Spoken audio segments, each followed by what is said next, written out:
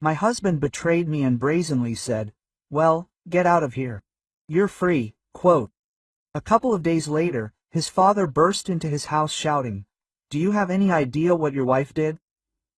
And before we continue, please write what country you are from and how old you are. Enjoy listening. Quote. Anna froze, as if struck by lightning. The phone fell out of her hands, hitting the parquet. The photo was still flickering on the screen. Dmitry and Olga, hugging and laughing against the backdrop of some expensive restaurant. A photo that was anonymously sent to her by email. Before this, there were only suspicions, some scraps of phrases, strange delays at work, a changed smell of eau de cologne. Now irrefutable proof. An icy horror mixed with a dull pain spread through her chest. 8 years of marriage. 8 years given to Dmitry, his ambitions, his business. She was always there, supported, inspired, created comfort. And he, in the evening, Dmitry returned home, as usual self-confident and slightly arrogant. He was used to the fact that Anna was waiting for him, that home was his quiet haven, where everything was subordinated to his comfort. Anna was sitting in an armchair, in the semi-darkness of the living room. He did not even notice her at first. "What happened?" Dmitry asked, casually throwing his briefcase on the sofa. "You are kind of strange." Anna was silent, looking at him point blank. Such pain splashed in her eyes that even Dmitry was momentarily confused. "They sent me a photo," she finally said dully. Dmitry frowned, as if not understanding what they were talking about. "What photo?" Anna handed him her phone. He took it, looked at the screen, and his face distorted. For the first second, he tried to say something, to justify himself, but then he waved his hand. "Yes, it's Olga," he admitted, looking away. "So what?" Anna didn't expect another answer. She knew that Dmitry had never been able to admit his mistakes. "So what?" she repeated his words bitterly. "Are you cheating on me?" "Anna, don't be dramatic," Dmitry snapped. "You're an intelligent woman. Everyone lives like that." Quote. "No, Dmitry, not everyone," Anna objected, trying to stay calm. "I don't live like that." Dmitry sighed, as if Anna was saying something stupid. "You know what, Anna?" he said, looking her straight in the eyes. "I'm tired of your eternal reproaches and discontent. You've always been kind of boring. Well, get out of here, you're free." Quote. These words sounded like a sentence. Anna felt something break inside her. She had always been afraid of this moment. Afraid of being alone without Dmitry's support. But now that this moment had come, she felt not only fear, but also a strange relief. She silently rose from the chair and went to the bedroom. Dmitry watched her go with a contemptuous grin.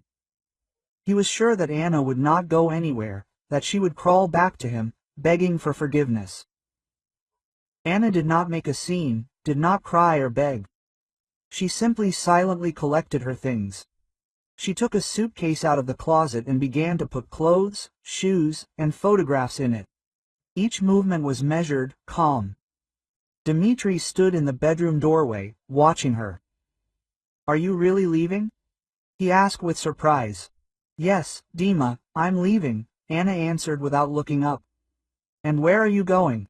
Dmitry continued to interrogate. "You have nothing. You'll be lost without me." Quote. Anna remained silent. She knew that Dmitry thought so. He always considered her his property, an appendage to his success. Having collected her things, Anna went to the safe, which stood in the corner of the bedroom. Dmitry frowned. "What are you doing?" he asked warily. Anna opened the safe and took out several folders with documents. She had prepared them in advance, feeling that sooner or later this moment would come. Documents confirming her share in the business. Documents testifying to Dmitry's financial machinations. "That's all I need," Anna said, looking Dmitry in the eyes. "Don't worry, I won't disappear." Dmitry turned pale. He realized that Anna was not as simple as he thought. He underestimated her. Slamming her suitcase and picking up the folders with documents, Anna left the bedroom. Dmitri was left standing in the doorway, stunned and confused. When Anna left the apartment, Dmitri immediately called Olga. He needed consolation. He needed to feel strong and confident. "Come over," he said into the phone in a breaking voice. "I feel so lonely right now." Olga arrived quickly. She was glad to take Anna's place in Dmitri's house. She liked his power, his money, his position in society. Dmitri greeted Olga in his arms. He kissed her greedily, trying to drown out the pain and fear that had settled in his soul. Olga smiled, feeling like a winner. She thought that everything was going as well as possible. She did not know that bitter disappointment would soon await her. Meanwhile, Anna was riding in a taxi to her friend Lena. Lena had always been her support. She knew about Anna's problems in her marriage and always told her that she deserved more. Lena lived in a small but cozy apartment in the city center. She greeted Anna with open arms. "Well, tell me," Lena said, sitting Anna down on the sofa. "What happened?" Anna told Lena everything that had happened. She told her about the photo, about Dmitri's betrayal, about his words, about her departure. Lena listened to her attentively, without interrupting. When Anna finished, she hugged her tightly. "I knew you were strong," Lena said. "I knew you could handle it." "I don't know what to do next," Anna admitted with tears in her eyes. "I'm afraid." "Don't be afraid," Lena answered. "You're not alone. I'll always be there. And now you need to rest." Quote, "Tomorrow we will discuss everything and figure out what to do next." Anna stayed overnight at Lena's. She could not fall asleep for a long time, tossing and turning in bed, thinking about the future. But gradually the fear retreated, and hope took its place. Hope for a new life, for freedom, for happiness. She took the folders with documents from her bag and put them under her pillow. This was her trump card, her chance for justice. Falling asleep, Anna thought that tomorrow would be the beginning of her new life. A life in which she would make her own decisions, build her own happiness, and she would definitely succeed. She would show Dmitri what she was worth, and he would regret losing her. Anna had been preparing for this day for many years. While Dmitri was basking in the rays of his own genius, considering it only a beautiful addition to his success, she methodically collected information, analyzed documents, consulted with lawyers. He saw in her only an obedient wife, a keeper hearth. He could not even imagine that behind the mask of obedience there was a sharp mind and a will of steel. Yes, it hurt her. Dmitri's betrayal wounded her deeply, but the pain did not paralyze her, but became fuel for action. Years of life given to this man could not be crossed out by one of his frivolous acts. She would not allow him to simply throw her out on the street, depriving her of everything that rightfully belonged to her. She knew about his machinations, knew about the one-day companies, about the gray schemes, about tax evasion. Dmitri, confident in her naivety, did not even try to hide his affairs. He believed that she was not interested in this, that she did not understand anything about business. How wrong he was. Long before the betrayal, sensing something was wrong, Anna took care of her safety. She formalized her share in the company through trusted persons, old friends of the family, whom she trusted unconditionally. They were grateful to Anna for her help in the past and agreed to help her now, realizing that it was a matter of justice. The next morning, after a sleepless night, Anna went to see her lawyer, Igor Sergeyevich. He was an experienced and cold-blooded professional, a specialist in corporate disputes. Anna told him everything, without hiding a single detail. She provided him with all the documents she had collected, confirming her share in the business and Dmitri's financial violations. Igor Sergeyevich listened to her carefully, studied the documents and nodded. "We have a good chance, Anna. The evidence is convincing." We can file a lawsuit for the division of property and seize the company's accounts. This will paralyze his activities and force him to negotiate. I want to do more than just divide the property, Igor Sergeyevich. I want him to answer for his actions, so that he understands that you can't treat people like that. I understand, Anna. But our main goal is to protect your interests. Criminal prosecution is another story, but by seizing his accounts, we will create enough problems for him. Go ahead, Igor Sergeyevich, I trust you. Igor Sergeyevich immediately got down to business. He prepared a statement of claim to the court for the division of jointly acquired property and security measures in the form of seizure of the company's accounts and property. He acted quickly and professionally, realizing that time was against them. A few days later, the court issued a decision to seize the accounts and property of Dmitri's company. It was a crushing blow. The company was paralyzed. Dmitri could no longer manage money, make deals, pay salaries to employees. His business, his empire began to collapse before his eyes. At this time, Dmitri was enjoying life. He did not suspect the impending catastrophe. He was sure that Anna was weak and helpless, that she would not be able to oppose him. He believed that she would quickly break down and return to him, begging for forgiveness. He spent days and nights with Olga, spent money on expensive restaurants, luxury hotels, meaningless gifts. He was blinded by passion and confidence in his infallibility. He told Olga about his plans, about how he would develop his business, how they would live together, denying themselves nothing. Olga listened to him with admiration, looked into his eyes, flattered his vanity. She was with him as long as he had money. She was ready to do anything for the sake of a beautiful life. Pyotr Ivanovich burst into Dmitri's apartment. His face was distorted with anger. Quote, "Do you even understand what your wife has done?" he growled, looking at his confused son. Dmitri, dressed in a silk robe with a glass of cognac in his hand, tried to maintain an imperturbable look. Quote, "Father, what happened? Why are you like this? What happened?" "Yes, your Anna is the woman you betrayed, left you without pants. Do you at least know that the accounts have been frozen, that your business, or rather no longer yours, is under the control of the court for her?" And Dmitri turned pale. The freezing of accounts. This could not be. He rushed to the phone, with trembling hands dialing the number of his financial director. The beeps lasted painfully long. Finally, a muffled voice was heard in the receiver. "Dmitri Petrovich, I don't know how to tell you. This morning a court order came. All the company's accounts have been frozen. We can't do anything." Dmitri's world collapsed. He sank into a chair, feeling the ground slipping out from under his feet. Anna, he underestimated her. He considered her quiet, submissive, dependent.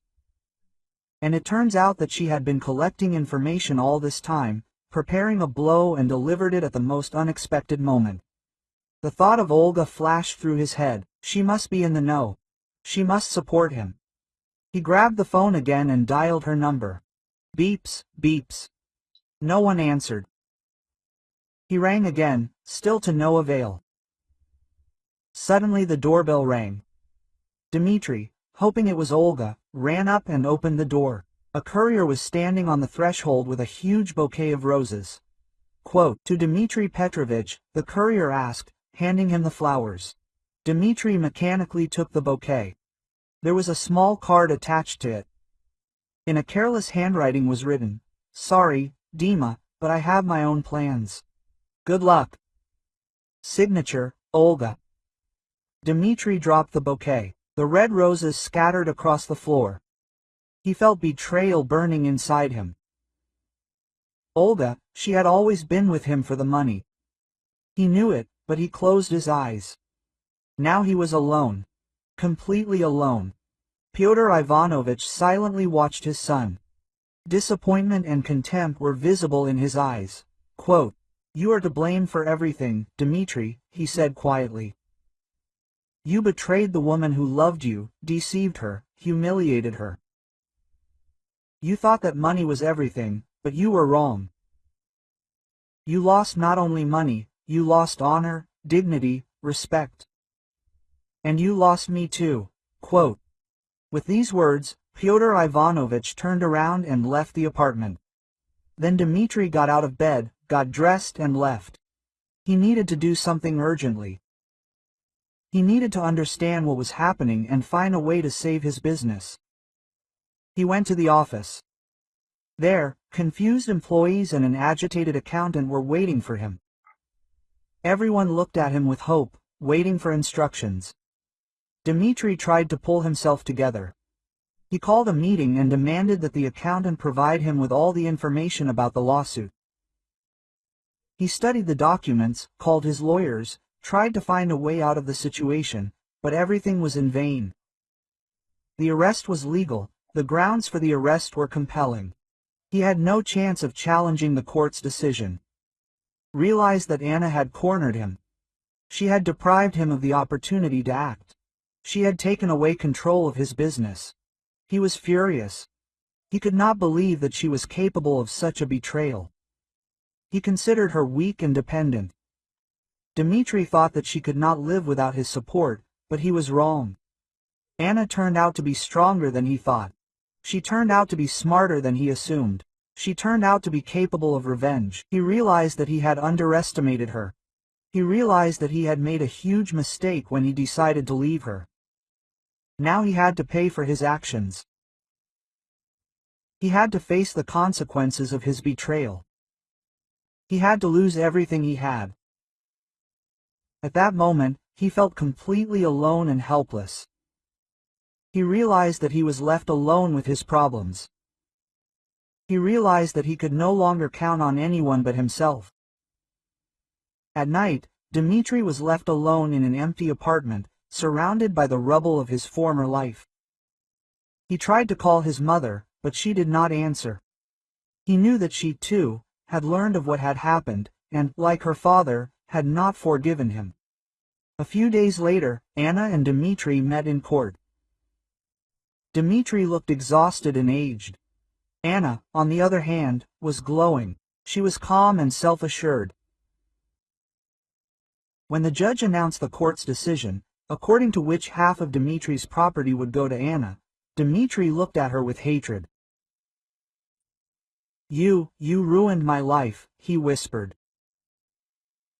Anna looked calmly into his eyes. "No, Dmitri, you ruined your own life. I simply helped you realize the consequences of your actions. And thank you for freedom." Quote. Dmitri did not understand her words. Freedom?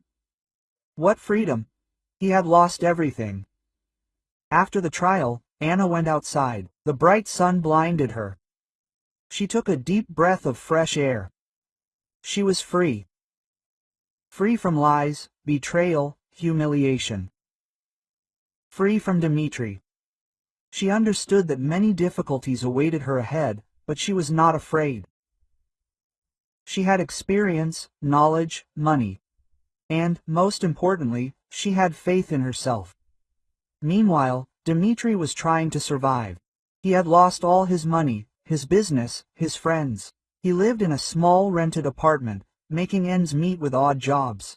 He tried to get back to Olga, but she did not even want to see him. One day, he saw Anna on the street. She was dressed in an elegant suit. Her face was glowing with happiness. She was driving a luxury car. Dmitri felt a prick of envy and anger. He approached her. "Anna, why are you doing this to me?" he asked. His voice trembled.